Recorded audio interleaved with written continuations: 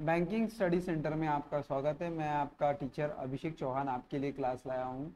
Constitution of India भाग 7। ये हमारी ऑफलाइन क्लासेस है। Banking study centre, bank PO clerk, SSC railway, SBI, IBPS, RBI, RRB, LIC.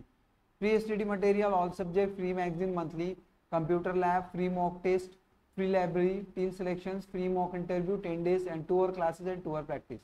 जगह है 3rd floor, Rajkamal complex, Panchsheel square, Nagpur. Mobile number है 8080515897 9595628966। तो ये हमारा मोबाइल नंबर है। इसी के आधार पे हमको अब आगे का हमें देखने का है।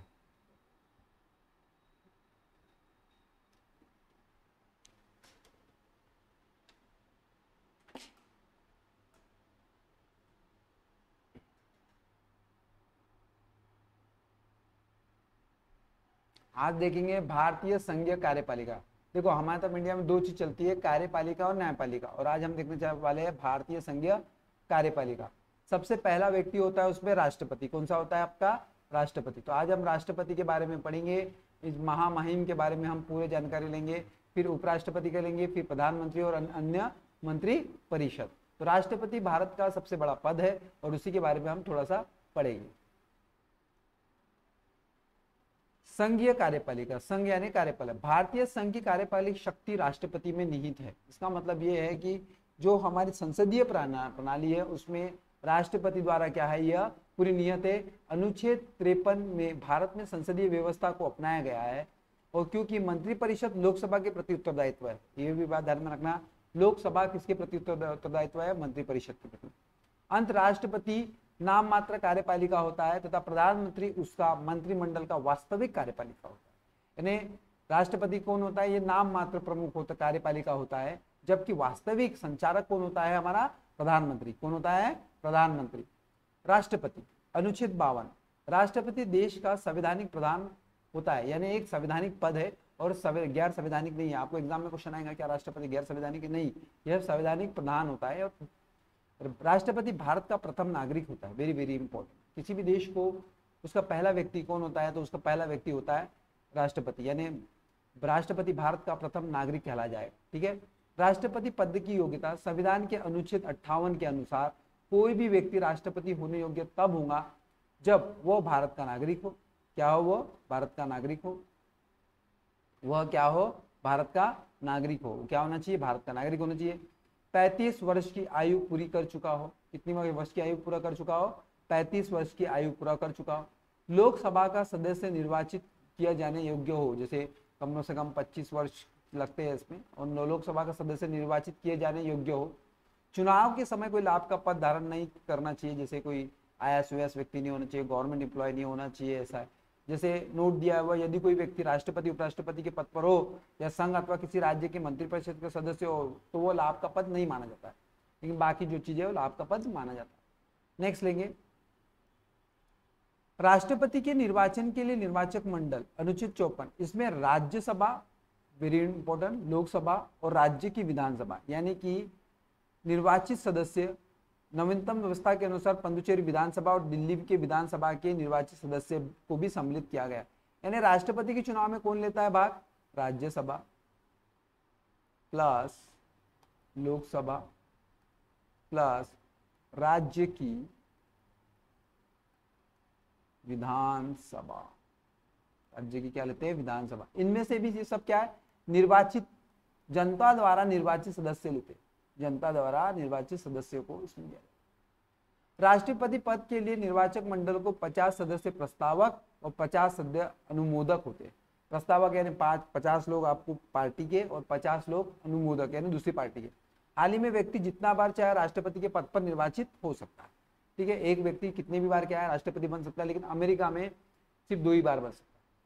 राष्ट्रपति का निर्वाचन सामुन्नतिक प्रतिनिधिक प्रणाली और एकल संक्रमण मत पद्धति के आधार पर होता है, यानी एक बैलेट पेपर होता है। जरा सुनो, एक बैलेट पेपर होता है। अब इस पर यहाँ पर होगा A और यहाँ पर होगा आपको B।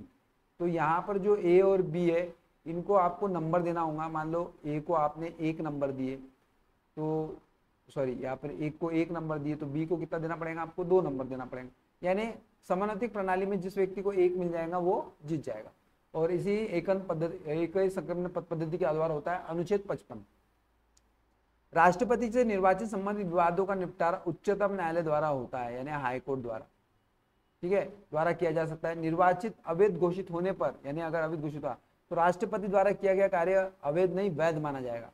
मान लो 6 महीने बाद पता चला है कि राष्ट्रपति हमारा क्या है, ठीक नहीं है, तो इस पर यानी कि कुछ कार्रवाई हुई है, तो उसके द्वारा जो 6 महीने में कार्य किया गया है वो कार्य वैध माना जाएगा। क्या माना जाएगा, वैध। राष्ट्रपति अपने पद ग्रहण की तिथि से 5 वर्ष की अवधि तक पद धारण करेगा।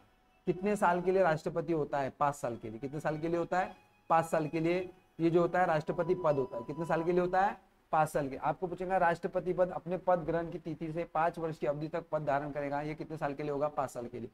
अपने पद की समाप्ति के बाद वो पद पर तब तक बना रहेगा जब तक उसका उत्तराधिकारी पद ग्रहण नहीं कर सकता। अनुच्छेद 56। अनुच्छेद 56 ये बोलती है कि राष्ट्रपति, देखो चुनाव हो गए, सब हो गए, लेकिन जब तक नया राष्ट्रपति शपथ नहीं ले लेता है तब तक वह राष्ट्रपति नहीं कहलाता है। इसका मतलब हम सीधा सीधा बोल सकते हैं भैया 5 साल नहीं रहेगा। क्यों हम ऐसा बोलेंगे कि जब तक नया राष्ट्रपति राष्ट्रपति पद की शपथ नहीं लेता है तब तक वह राष्ट्रपति नहीं बन सकता।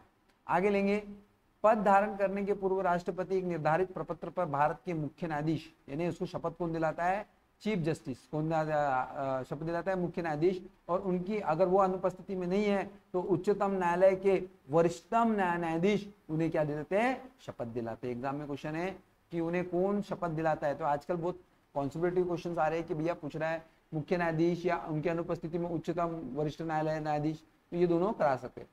अनुच्छेद 77(a) के अनुसार भारत सरकार की समस्त कार्यपालिक कार्रवाई राष्ट्रपति के नाम से ही की जाती है। जितने भी इंटरनेशनल समझौते होते हैं वो पूरे के पूरे राष्ट्रपति के नाम पर ही होते हैं। और उनका 77(3) के अनुसार राष्ट्रपति भारत सरकार का कार्य अधिक सुविधापूर्वक किए जाने के लिए और मंत्रियों में उक्त कार्य को आवंटन के लिए नियम बनाएगा। ये यहाँ पर इसका ये है। नेक्स्ट, अब भारत के कुछ राष्ट्रपति जिन्हें हम देखेंगे। पहले डॉक्टर राजेंद्र प्रसाद। डॉक्टर राजेंद्र प्रसाद बने थे 26 जनवरी 1950 को और 13 तारीख 5वें महीने 1962, यानी 12 साल का कार्यकाल रहा। कितने साल का रहा, 12 साल का उनका कार्यकाल रहा, ठीक है। सबसे लंबे दौर के हमारे राष्ट्रपति रहे डॉक्टर राजेंद्र प्रसाद। कितने साल के रहे, 12 साल के लिए।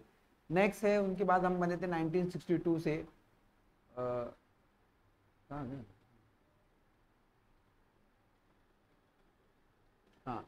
डॉक्टर राधाकृष्ण, ये बने थे 13/5/1962 से 13/5/1967 और ये हमारे देश के पहले उपराष्ट्रपति भी रह चुके हैं और इन्हें भारत का पहले भारत रत्न प्राप्त करता भी यही है। इन्हीं के नाम से हम टीचर डे भी मनाते हैं। टीचर डे भी हम इन्हीं के नाम से मनाते हैं, 5 सितंबर उनका बर्थडे आता है, ठीक है। नेक्स्ट है जाकिर हुसैन। जाकिर हुसैन ये पहले मुसलमान राष्ट्रपति। थोड़ा मैं रेड ले लेता हूँ यार। पहले मुसलमान राष्ट्रपति कौन, जाकिर हुसैन। नेक्स्ट है वीवी गिरी। वीवी गिरी ये एग्जाम में क्वेश्चन है कि वीवी गिरी कौन थे, तो वीवी गिरी जो ये थे ये हमारे 1969 से 74 तक थे। 1969 से 64 तक वीवी गिरी चौथे राष्ट्रपति। Next Farooq Ali Ahmad, very very important, इनके बारे में इमरजेंसी इन्हीं के समय लगी थी। इमरजेंसी किसके समय लगी थी, तो फारूक अली अहमद के समय लगी थी और ये रहे 1974 से 1977। नीलम संजीव रेड्डी, ठीक है, एग्जाम में क्वेश्चन है नीलम संजीव रेड्डी के बारे में। ये निर्विरोधी राष्ट्रपति रहे, यानी इनके विरोध में कोई था नहीं। निर्विरोधी राष्ट्रपति इंडिया के कौन रहे, तो नीलम संजीव रेड्डी। नीलम संजीव रेड्डी निर्विरोधी रहे, ठीक है। नेक्स्ट है उसके आगे ज्ञानी जेल सिंह, ठीक है, 1982 से 87। पहली बार वीटो पावर का इस्तेमाल करने वाली, वीटो पावर का इस्तेमाल करने वाले कौन थे? ज्ञानी जैल सिंह। और पहले सिख राष्ट्रपति, पहले सिख राष्ट्रपति आर वेंकट रमन 1987 से 1992, ठीक है, आर वेंकट रमन। डॉक्टर शंकर दयाल शर्मा 1992 से 1997। K R Narayan, very very important, पहले दलित राष्ट्रपति, पहले दलित राष्ट्रपति, ठीक है, 97 से 2002 तक। उसके बाद डॉक्टर एपीजे अब्दुल कलाम। अब इनके बारे में जितना बोलो यार कम है, यानी क्या बोले इनके बारे में, मिसाइल मैन बोलते हैं ना, मिसाइल मैन ऑफ इंडिया, ठीक है। इनके बारे में जितना बोला जाए कम है, क्योंकि ये तो कहते हैं, इनका एक कहा था कि स्टूडेंट वो होता है, अरे अच्छा, इनका कहने का मतलब ये था कि स्टूडेंट वो होता है जो सवाल पूछे, ठीक है। तो काफ़ी इनके बारे में जाना हूँ और काफ़ी दिल से संजोर करके रखा हूँ इनके बारे में जब भी पढ़ते। डॉक्टर एपीजे अब्दुल कलाम, ये 2002 से 2007 तक रहे। प्रतिभा पाटिल, पहली महिला राष्ट्रपति, पहली महिला राष्ट्रपति प्रतिभा देव सिंह पाटिल, ठीक है, 2007 से 2012। नेक्स्ट है प्रणब मुखर्जी, ठीक है, और मेरे ख्याल से अभी कुछ दिनों पहले इन्हें भारत रत्न भी दिया गया हुआ है, इन्हें भारत रत्न दिया हुआ है, ठीक है। प्रणब मुखर्जी 13वें नंबर के, प्रणब मुखर्जी। और मेरे को ये भी पता चला है कि पहले राष्ट्रपति जो आरएसएस के कार्यकाल में आए, आरएसएस के कार्यक्रम में उपस्थित होने वाले, पहले राष्ट्रपति है, ठीक है, प्रणब मुखर्जी। एग्जाम में क्वेश्चन ये है। रामनाथ कोविंद, 2017 से 2022, ठीक है, दूसरे दलित राष्ट्रपति, पहले के आर नारायण थे, ठीक। और अभी हाल ही में बनी है ये पहली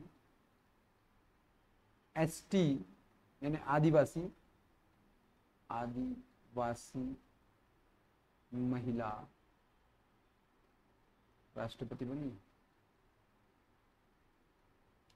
ठीक है। इंडिया में अभी 15 ऐसे राष्ट्रपति रह चुके हैं जिनके बारे में हम पढ़ चुके हैं। नेक्स्ट लेंगे। वीवी गिरी 3 मई 1969 से 20 जुलाई 1969 तक। न्यायमूर्ति मोहम्मद दुद्दला 20 जुलाई से 1969 से 24 अगस्त 1969 तक। बीडी जाति 11 फरवरी 1970 से 25 जुलाई 1970 तक कार्यवाही राष्ट्रपति के पद पर रहे, ठीक है। राष्ट्रपति निम्न दशाओं में 5 वर्ष से पहले भी त्यागपत्र दे सकता है। कारण उपराष्ट्रपति को संबोधित अपने त्यागपत्र द्वारा राष्ट्रपति उपराष्ट्रपति को त्यागपत्र देता है और उपराष्ट्रपति राष्ट्रपति को, दोनों को क्रॉस में देते हैं, ठीक है। त्यागपत्र उपराष्ट्रपति को संबोधित किया जाएगा जो इसकी सूचना पहले लोकसभा अध्यक्ष को देगा। राष्ट्रपति अगर रिजाइन कर रहा है तो उससे पहले लोकसभा को स्पीकर को देगा, उसके बाद उपराष्ट्रपति को देगा। 56(2) नहीं तो महाभियोग द्वारा हटाया जा सकता है। महाभियोग का कलम एग्जाम में पूछा है, कलम नंबर 61 एग्जाम में क्वेश्चन है। महाभियोग की कलम क्या है? कलम नंबर 61। महाभियोग के लिए केवल एक ही आधार है जो अनुच्छेद 61A में उल्लेखित है, यह संविधान का अतिक्रमण है। ये क्या है? संविधान का अतिक्रमण है। तो एग्जाम में क्वेश्चन है कि संविधान का अतिक्रमण कौन से कलम में है? अनुच्छेद 61। राष्ट्रपति पर महाभियोग कैसा लगेगा? राष्ट्रपति द्वारा संविधान के प्रावधान का उल्लंघन पर संसद को किसी सदन द्वारा उस पर महाभियोग लगाया जाएगा, परंतु इसके लिए आवश्यक है उसे 14 दिन पहले सूचना देना पड़ेगा। कितने दिन पहले? 14 दिन पहले सूचना दे दी जाती है, जिस पर उस सदन के 1/4 जो भी है, अगर मान लो लोकसभा में लग रहा है, लोकसभा प्लस राज्यसभा कहीं पर भी लग सकता है, यहाँ पर जो भी सदस्य रहेंगे इसके 1/4 लोग क्या करेंगे? सिग्नेचर करेंगे और एक लेटर भेजेंगे कि भैया हम आप पे क्या लगा रहे हैं? महाभियोग प्रक्रिया लगा रहे। संसद के उस सदन में जिसमें महाभियोग का प्रस्ताव पेश किया गया उसके 2/3 सदस्य, जैसे अब मान लो यहाँ पर उस दिन महाप्रयोग लगा 14 दिन बाद, तो यहाँ पे 2/3 सदस्य ने क्या करना? सिग्नेचर करना चाहिए। सिग्नेचर करने के बाद यह लेटर डायरेक्ट कहाँ जाएगा, राज्यसभा में। राज्यसभा में भी उपस्थित लोग 2/3 सदस्य क्या करना चाहिए, सिग्नेचर करना चाहिए। जैसे ही 2/3 सदस्य लोगों ने सिग्नेचर कर दिया, यह प्रोसेस कंप्लीट हो गई। इसका मतलब राष्ट्रपति पर महाभियोग प्रक्रिया कंप्लीट हो गई। इसके ऊपर क्या हो गई, राष्ट्रपति पर महाभियोग प्रक्रिया कंप्लीट हो गई। क्या हो गई, कंप्लीट हो गई। देखो फिर 2/3 सदस्य पारित कर प्रस्ताव अपने अगले दूसरे सदन में जाएगा, तब दूसरे सदन के राष्ट्रपति पर लगाए गए आरोप की जांच करेगा, और ऐसी जांच में राष्ट्रपति के ऊपर लगाए गए आरोप को सिद्ध करने वाले प्रस्ताव पे 2/3 बहुमत पारित हो जाता है। तब राष्ट्रपति पर महाभियोग प्रक्रिया पूरी समझी जाएंगी और उस स्थिति से राष्ट्रपति को पदत्याग करना होगा। राष्ट्रपति की रिक्त को 6 महीने के अंदर भरना होगा। एग्जाम में क्वेश्चन है कितने महीने के अंदर में भरना पड़ता है राष्ट्रपति के पद को, 6 महीने के अंदर में। कितने महीने के अंदर में, 6 महीने के अंदर में भरना पड़ता है। नेक्स्ट, जब राष्ट्रपति रिक्त पदावधि की समाप्ति से हुई तो निर्वाचित पदावधि की समाप्ति के पहले कर लिया जाएगा, तो जरूरी है। जैसे राष्ट्रपति का कार्यकाल खत्म हो रहा है तो उसके कुछ दिनों पहले ही क्या करेंगे, नए राष्ट्रपति का चुनाव कर लेंगे, अनुच्छेद 62(1) में। किंतु यदि उसे पूरा करने में कोई विलंब हो जाता है तो उसे राज अंतराल कहते हैं।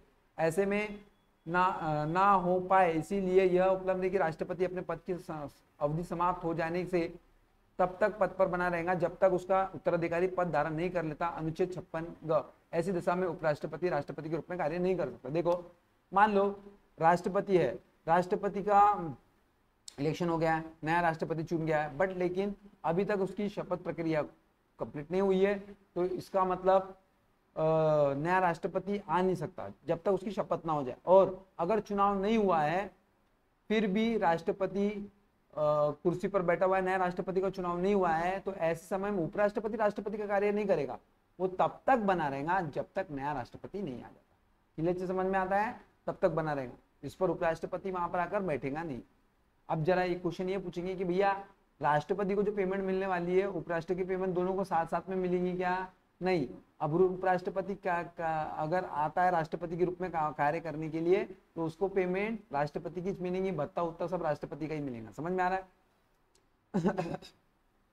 अन्य आकस्मिक राष्ट्रपति कृत्यों का निर्माण, अनुच्छेद 70 में जब राष्ट्रपति उपराष्ट्रपति दोनों का पद रिक्त हो तो ऐसी आकस्मिक में अनुच्छेद 70 में राष्ट्रपति के कृत्यों का निर्वहन का उपलब्ध करता है। इसके अनुसार संसद जैसा उचित समझे वैसा उपलब्ध कर सकती है।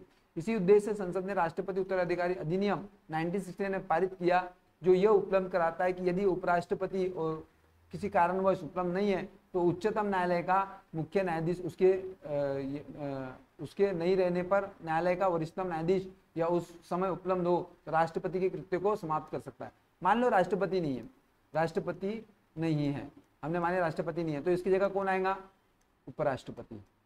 मान लो ये भी नहीं है तो चीफ जस्टिस, ठीक है। अब चीफ जस्टिस ने जो अगला चीफ जस्टिस बनने वाला रहेगा वो आएगा, तो यही चेन चलती रहेगी। ये भी नहीं है तो इसके बाद वाला बनने वाला, ऐसी चेन चलती रहेगी। समझ में आ रहा है, वही है अनुच्छेद 70 में इसका हमने क्या करा है, उल्लेख करा है। नेक्स्ट लेंगे अब राष्ट्रपति के वेतन भत्ते।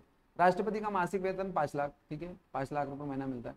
इसके अलावा उन्हें आजीवन मेडिकल फ्री, आवास फ्री, इलाज फ्री सुविधा समेत अन्य भत्ते मिलते हैं। राष्ट्रपति का वेतन आयकर मुक्त है, इनकम टैक्स से मुक्त है। भारत के राष्ट्रपति उनकी पत्नी दुनिया भर में कहीं भी मुफ्त में यात्रा कर सकती है। अच्छा, राष्ट्रपति के 5 साल का लोग सेक्रेटरियल स्टाफ होता है। राष्ट्रपति के कार्यकाल के दौरान उसके वेतन और भत्ते में किसी प्रकार की कमी नहीं की जा सकती। राष्ट्रपति का अवकाश ग्रहण करने के बाद 15 लाख रुपए प्रति माह मिलता है, यानी साल का और स्टाफ पर खर्चा करने के लिए 60,000 रुपये महीना भी अलग से दिया जाता है। बाप रे, ये भी एक ये है, बहुत काफी खर्चा करते हैं। नेक्स्ट है राष्ट्रपति के अधिकार और कर्तव्य। नियुक्ति संबंधित अधिकार है। राष्ट्रपति किस किस को अपॉइंट करता है, सबसे पहले देश का प्रधानमंत्री चुनता है राष्ट्रपति, पर लेकिन देश का प्रधानमंत्री किसको चुनता है, लोकसभा में सत्ता दल का प्रमुख को ही चुनता है। जो सत्ता दल का जो प्रमुख होता है, जिसको मेजोरिटी ज्यादा होती है, उसको चुनता है प्रधानमंत्री। और प्रधानमंत्री की सलाह पे मंत्रिपरिषद, प्रधानमंत्री की सलाह पर किसे, मंत्रिपरिषद।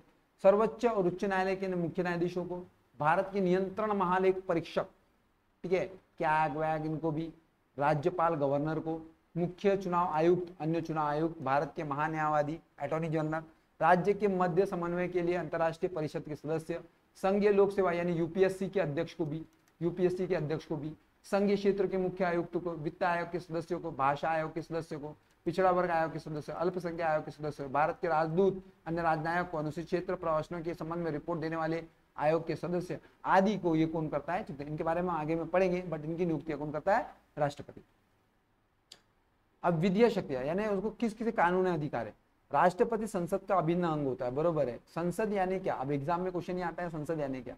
संसद यानी क्या, संसद यानी होता है राष्ट्रपति प्लस लोकसभा प्लस राज्यसभा, यही तो हमारा संसद कहला रहा। संसद यानी तीन चीजें, लोकसभा, राष्ट्रपति, राज्यसभा, संसद होगा। इसी में निम्न विधीय शक्तियां प्राप्त है। संसद के सत्र का आहूत करने, सत्रवासन करने तथा लोकसभा भंग करने संबंधित अधिकार है। संसद के एक सदन में या एक सम्मिलित रूप से दोनों सदनों को अभिभाषण करने की शक्तियां। लोकसभा के लिए प्रत्येक साधारण निर्वाचन के पश्चात प्रथम सत्र के प्रारंभ में, प्रत्येक वर्ष के प्रथम सत्र के आरंभ में सम्मिलित रूप से संसद में अभिभाषण करने की शक्तियां। संसद द्वारा पारित विधेयक राष्ट्रपति के अनुमोदन के बाद ही कानून बनता है। संसद में निम्न विधेयक को पेश करने के लिए राष्ट्रपति के पूर्व सहमति आवश्यक है। ठीक है, नए राज्यों के निर्माण के लिए, सॉरी थोड़ा फास्ट हो रहा है, ठीक है, फिर चलते। संसद के मंत्र को आहत करने के लिए, यानी जो सत्र आसन होता है जैसे अधिवेशन, उसको और भंग कर, लोकसभा भंग करने के लिए भी राष्ट्रपति का अधिकार होता है।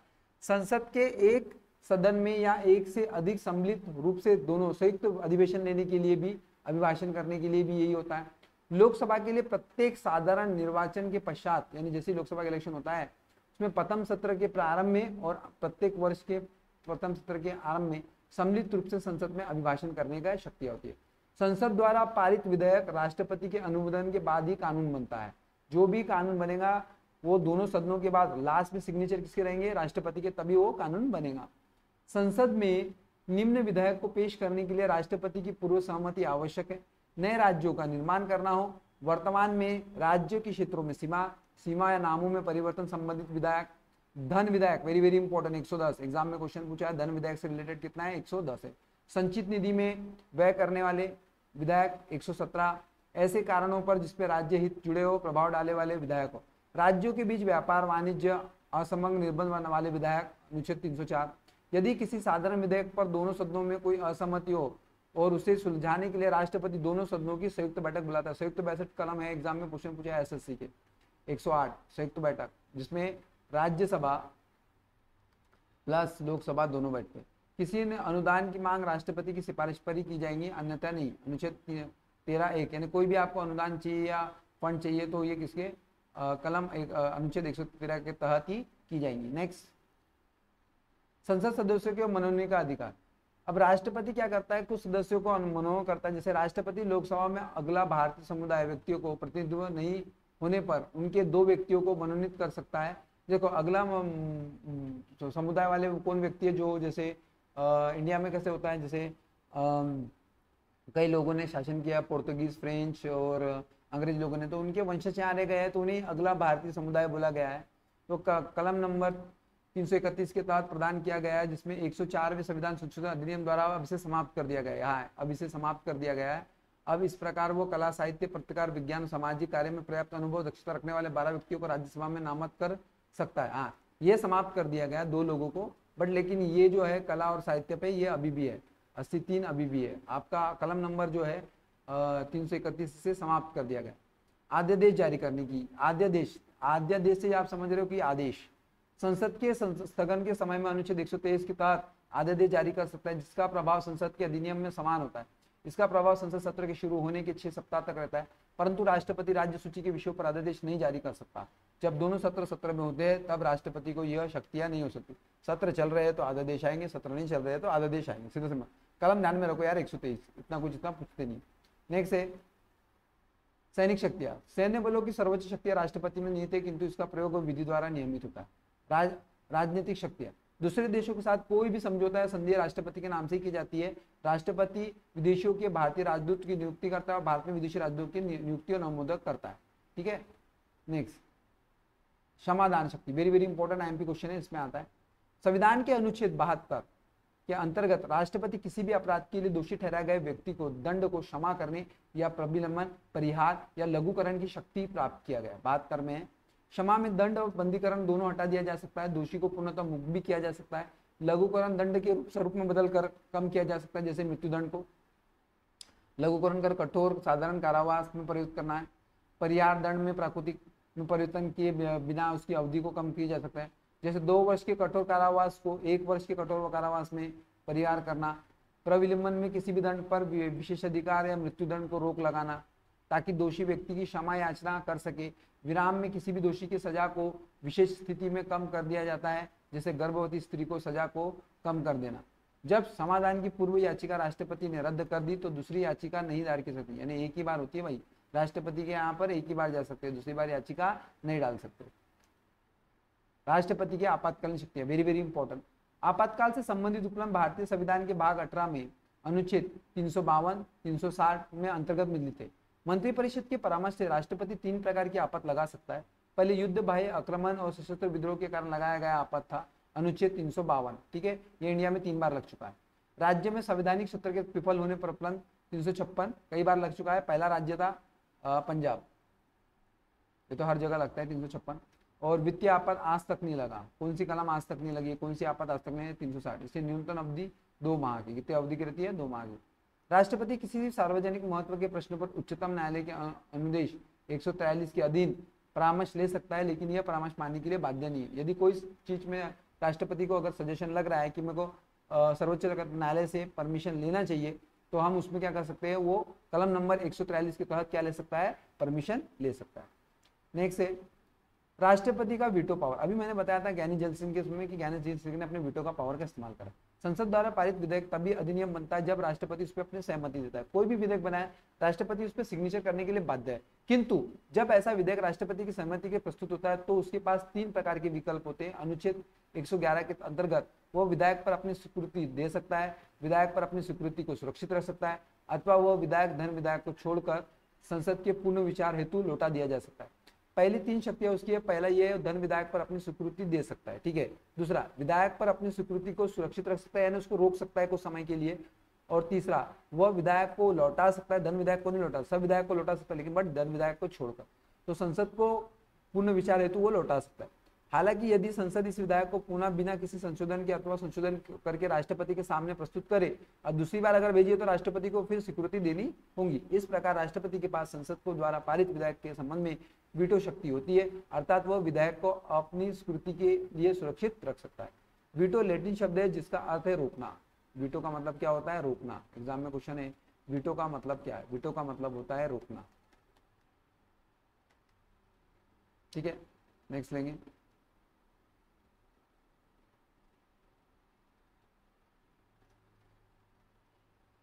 भारत के राष्ट्रपति 3 प्रकार के वीटो की शक्ति नहीं थे।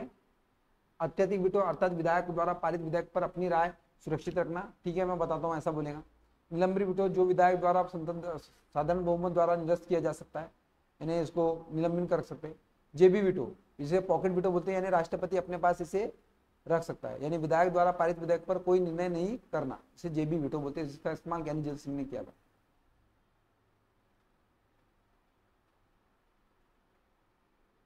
अत्यधिक वीटो, इसका संबंध राष्ट्रपति की उस शक्ति से जिसमें वो संसद द्वारा पारित किसी भी विधेयक को अपने पास सुरक्षित रखता है। यह विधेयक इस प्रकार समाप्त हो जाता है कि अधिनियम नहीं है बन पाता है। सामान्य वीटो निम्न 2 मामलों में प्रयोग किया जाता है। गैर सरकारी सदस्य विधायक के संबंध में, अतः संसद का सदस्य जो मंत्री ना हो, दूसरा प्रस्तुत विधायक हो। सरकारी विधायक के संबंध में जब मंत्रिमंडल त्यागपत्र दे हो, जब विधायक पारित हो गया हो तब, तथा राष्ट्रपति की अनुमति मिलना शेष हो। नया मंत्रिमंडल और राष्ट्रपति को ऐसे विधायक पर अपनी सहमति ना देने की सलाह देते हैं, यानी नया मंत्रिमंडल बना है तो फिर वो जो भी विधायक रहेगा उस पर वो रोक लगा देते हैं, यानी इनमें इस्तेमाल करते हैं अत्यधिक वीटो का। निलंबीकरण, राष्ट्रपति इस वीटो का प्रयोग जब करता है जब किसी विधायक को संसद को पुनः विचार हेतु लौटाता है। हालांकि यदि संसद उस विधेयक को पुनः किसी संशोधन के बिना अथवा संशोधन को फिर से वापस राष्ट्रपति के पास भेजेगी तो उस पर राष्ट्रपति स्वीकार यानी स्वीकृति देना बाध्यकारी है। इसका अर्थ यह है कि राष्ट्रपति के इस वीटो का उस विधायक के साधारण बहुमत से पुनः पारित कर निरस्त किया जा सकता है। राष्ट्रपति धन विधेयक के मामले में निलंबनकारी वीटो का प्रयोग नहीं हो सकता है। धन से रिलेटेड जो भी विधेयक रहेगा उसको राष्ट्रपति नहीं लौटा सकता। कोई विधायक धन विधेयक है, इसको प्रमाणित करने के लिए सबसे इंपॉर्टेंट है, इसको प्रमाणित करता है लोकसभा स्पीकर। राष्ट्रपति किसी भी धन विधेयक को अपनी स्वीकृति या को दे सकता है, उसे रोक कर रख सकता है, परंतु उसे संसद को पुनर्विचार के लिए नहीं भेज सकता। साधारणतः राष्ट्रपति धन विधेयक पर अपनी स्वीकृति उसी समय दे देता है जब यह संसद में उसकी पूर्ण अनुमति से प्रस्तुत किया गया हो। जेबी वीटो, राष्ट्रपति किसी विधेयक पर अनुमति देने ना देने के निर्णय की समीक्षा सीमा का अभाव होने के कारण राष्ट्रपति जेबी वीटो का प्रयोग करता है, क्योंकि अनुच्छेद 111 में केवल यह कहता है कि यदि राष्ट्रपति विधेयक लौटाना चाहता है तो विधेयक को उस प्रस्तुति के होने के बाद यथाशीघ्र लौटा देगा। जेबी वीटो शक्ति का प्रयोग का उदाहरण 1986 में संसद द्वारा पारित भारतीय डाकघर संशोधन विधेयक, जिस पर तत्कालीन राष्ट्रपति ज्ञानी जैल सिंह ने कोई निर्णय नहीं लिया, वो 3 वर्ष पश्चात 1989 में अगले राष्ट्रपति आर वेंकटन ने इस विधेयक को नया राष्ट्रपति मोर्च सरकार के पास पुनर्विचार हेतु भेजा, परंतु सरकार ने इसे रद्द करने का फैसला किया। संविधान संशोधन से संबंधित अधिनियम और राष्ट्रपति के पास कोई वीटो शक्ति नहीं है। 24वें संविधान संशोधन 1971 में संविधान संशोधन विधेयक पर राष्ट्रपति को अपनी स्वीकृति देने के लिए बाध्य करके, अभी इसके पहले सिर्फ धन विधेयक पता, बट लेकिन संसद अगर कोई संविधान संशोधन कर रही है तो उस पर राष्ट्रपति सिग्नेचर करने के लिए बाध्य है। कौन सा संशोधन है? 24वां संशोधन 1971। क्लियर चीज समझ में आ रहा है? नेक्स्ट लेंगे। राज्य विधायक पर राष्ट्रपति का वीटो। राज्य के विधायक के संबंध में राष्ट्रपति के पास वीटो शक्ति है। राज्य विधायक द्वारा पारित कोई भी विधायक तभी अधिनियम बनता है जब राज्यपाल अथवा राष्ट्रपति उसे स्वीकृति दे। जब कोई विधायक राज्य के विधायक द्वारा पारित कर राज्यपाल के पास भेजा जाता है और राज्यपाल उसको उठा के अगर राष्ट्रपति के पास भेजता है तो अनुच्छेद 200 के अंतर्गत इस पर 4 विकल्प होते। पहला विकल्प, यह विधेयक पर अपनी संस्कृति दे सकता है, अथवा दूसरा, वह विधेयक पर अपनी संस्कृति सुरक्षित रख सकता है, अथवा वह विधेयक को यदि धर्म विधेयक ना हो तो राज्यों को विधेयक को पुनर्विचार के लिए लौटा सकता है, किंतु राष्ट्रपति दोबारा उस पर सिग्नेचर करने या मान्य करने के लिए बाध्यकारी नहीं है। राज्य के विधानमंडल के लिए लागू नहीं होता। यह विधायक राष्ट्रपति के विचाराधीन अधीरस आरक्षित पर कर सकता है। जब कोई विधायक राज्यपाल द्वारा राष्ट्रपति के विचार पर आरक्षित किया जाता है तो राष्ट्रपति के पास 3 प्रकार के विकल्प होते हैं। 201, यह विधायक पर अपनी संस्कृति दे सकता है, वह विधायक पर अपनी संस्कृति सुरक्षित रख सकता है। तीसरा, वो राज्यपाल को निर्देश देता है कि भैया यह विधायक यदि धन विधायक नहीं है तो राज्य विधायक के पास पुनर्विचार हेतु लौटो। यदि राज्य के विधानमंडल पर यह गया और फिर वापस ये राष्ट्रपति के पास आता है तो राष्ट्रपति बाध्यकारक नहीं है। मैंने बता, देखो, यदि राज्य का विधायक किसी संशोधन के बिना अथवा संशोधन करके पुनः पारित कर राष्ट्रपति के पास भेजता है तो राष्ट्रपति इस पर अपनी सहमति देने के लिए बाध्य नहीं है। इसका अर्थ यह है कि राज्य की विधायक राष्ट्रपति के वीटो को निरस्त नहीं कर सकती। इसके अतिरिक्त संविधान में यह समय सीमा भी तय नहीं है कि राज्यपाल द्वारा राष्ट्रपति के विचार रखे विधायक पर राष्ट्रपति कब तक अपना निर्णय दे। इस प्रकार राष्ट्रपति राज्य के विधायक पर अपना जेबी वीटो का प्रयोग कर सकता है। जरूरी नहीं है कि वो ये साल दे, 5 साल लगाए, अगला राष्ट्रपति देगा। तो इसीलिए अपना जेबी वीटो का प्रयोग राज्य की विधानसभा पर राष्ट्रपति पर लागू नहीं है। भारत में राष्ट्रपति द्वारा संघ वित्त आयोग की सिफारिश में नियंत्रण महालेख परीक्षक राष्ट्रीय अनुसूचित जनजाति आयोग जनजातियों के प्रतिवेदन संसद के पटल पर रखरखाव किया जाता है। डॉक्टर राजेंद्र प्रसाद भारत के प्रथम राष्ट्रपति थे जो लगातार 2 बार राष्ट्रपति निर्वाचित हुए। डॉक्टर एस राधाकृष्णन लगातार 2 बार उपराष्ट्रपति और 1 बार राष्ट्रपति। केवल वीवी गिरी निर्वाचन के समय दूसरे चक्र के मतदान रही। केवल नीलम सिंह रेड्डी ऐसे राष्ट्रपति हुए जो 1 बार चुनाव में हार गए, दूसरी बार निर्विरोधी हुए। भारत की प्रथम महिला राष्ट्रपति प्रतिभा देव सिंह पाटिल है। ये सब मैं पहले बता चुका हूँ। अगर वीडियो अच्छा लगता है तो लाइक कीजिए, शेयर करें और दूसरों तक पहुंचाएं। धन्यवाद।